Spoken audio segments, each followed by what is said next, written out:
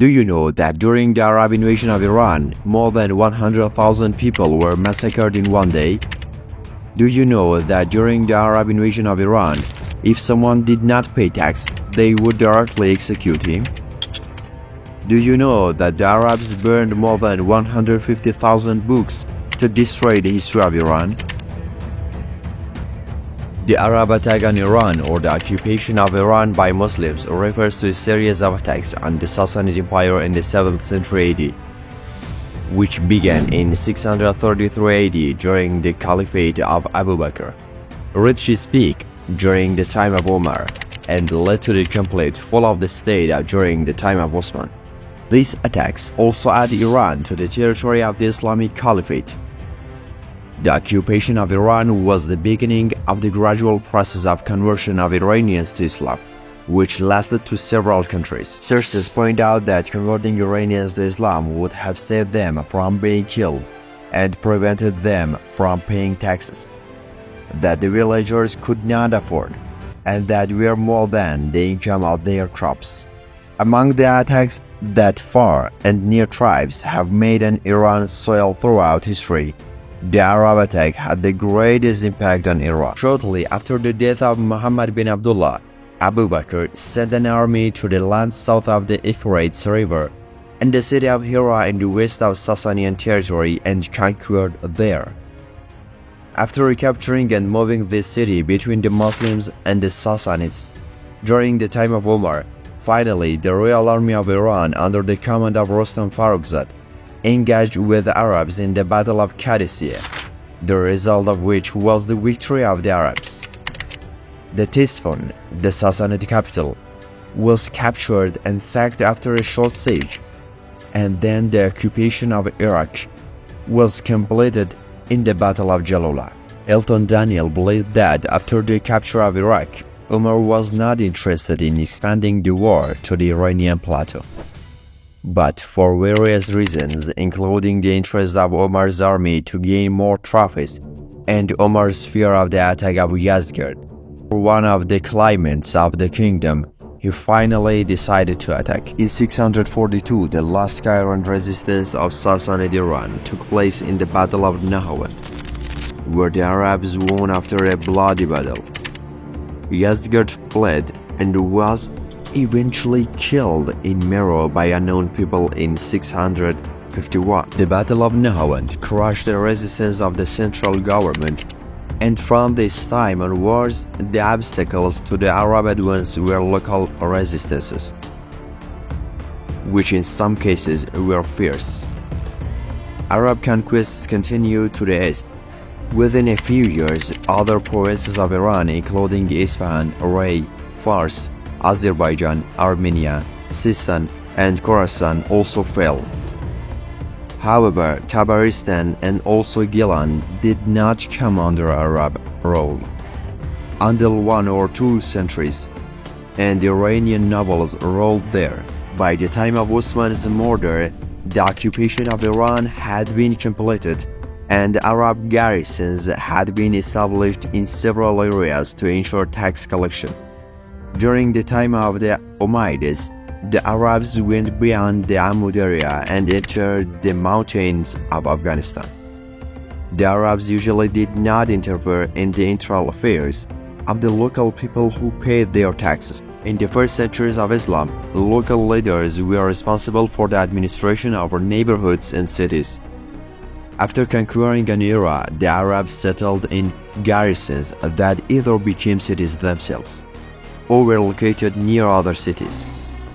At the time of conquest and the period immediately after that, there was little communication and integration between Arabs and the local Iranians, and the Caliph supported the settlement of Arabs in Iran. The weakness of the Sassanid Empire began right after the assassination of Khosrow Parviz in 628.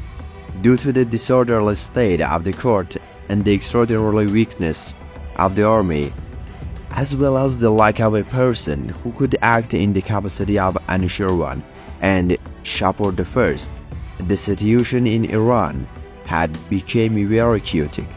The weakness and inability of the Sassanids had reached such an extent that within 4 years, from the murder of Khosrow Parviz to the assassination of Yazgird III, 12 kings came to power and left, which proves the unfortunate situation of this dynasty in its last years. At the time when the Rashidun Caliphate had started their attacks on the land of Iran, the border guards of Khorasan had an independent activity from the court of Tisfun.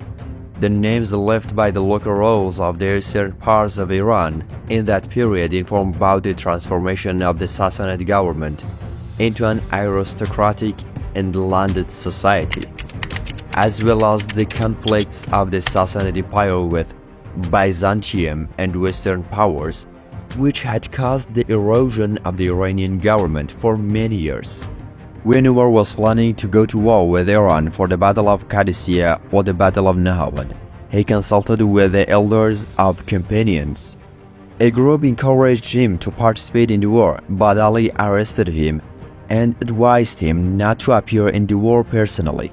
And Ali told him that God always helped the army of Islam, and made Umar the main axis of the mill and thought that he keeps the peace together, compared them, and advises Umar to not personally appear in the war because according to Ali, it seems the Arab army is small but it is large because of the main axis, which is Umar. Ali tells Umar that if Umar personally goes to war, the Arab pact will be broken on all sides and maintaining the current borders will be more important than attacking Iran.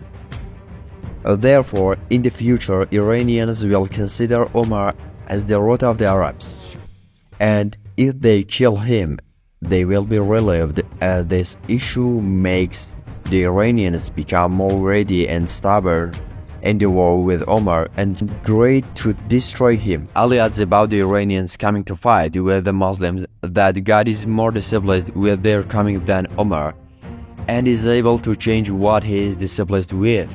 At the beginning of the sermon, he repeats what is said that they fought with them with the help of God. Ali told Umar that he should protect the center of the caliphate so that if the IRGC is defeated, the Iranians will know that this force has their back. Under Arab rule, non-Muslims were forced to pay an additional tax called jizya, and if they did not pay, they faced death, slavery, or imprisonment. Those who paid jizya were insulted and humiliated. Zoroastrians, who were captured as slaves in wars, were afraid if they converted to Islam. The Arab conquerors, while giving freedom of choice, determined privileges for those who converted to Islam. The process of religious conversion happened slowly and lasted for many centuries. By the end of the 10th century AD, the majority of Iranians had become Muslims. After taking any city, the Arabs made a contract with the leaders of the city, in which the amount of tax that was supposed to be collected from the city was determined. Referring to the treaty between the Arabs and the border guard of Azerbaijan, Rich Fry writes that this treaty shows the main interest of the Arabs to get booty. After a hard war between the Arabs and the Azerbaijan border guards, in which the Arabs were victorious, a heavy tax was imposed on the inhabitants of the city. In return, the Arabs guaranteed that they would not kill or enslave any of the people of Azerbaijan, not destroy of the fire temples, protect the people of the Azerbaijan against Kurdish attacks, and not have anything to do with the religious ceremonies of the people.